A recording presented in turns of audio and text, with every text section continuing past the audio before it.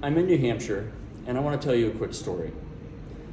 I was asked why I am running for president, and here's why. On 9/11, I was in my yard with my son, Timothy. He's 18, and I've been gone a lot of Timothy's life. I'm your nation's shield and defender, and for 21 years, I defended our nation's frontiers, flown more than 150 combat missions, and come home to find my nation falling down and on fire, quite literally. Ladies and gentlemen, I asked my son if he knew the story of John O'Neill.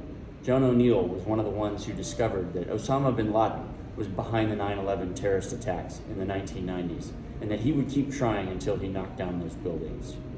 He went to the FBI, asked for the resources to stop the 9/11 attacks, and instead of stopping them, they asked him to retire. John O'Neill had principle, and he refused to take no for an answer.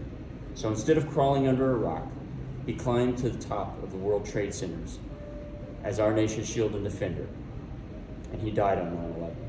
I asked my son, Timothy, what would John O'Neill say if he could come back? He said, Dad, I think he would say, no matter how small the chance of turning this nation around, of keeping us safe, you have to do the right thing.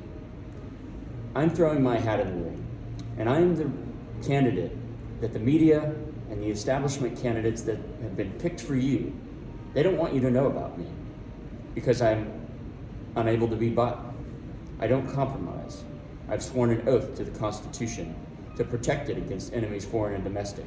And right now, America is at war, and we are losing that war. We can certainly compete with great powers that have arrayed against us, like China, Iran, North Korea, and others. But we're like a three-legged horse in the Kentucky Derby, and we're gimping along. Certainly we're competing, but we are losing our advantage. I will turn that around as the next president of the United States. I dare you to learn more about me.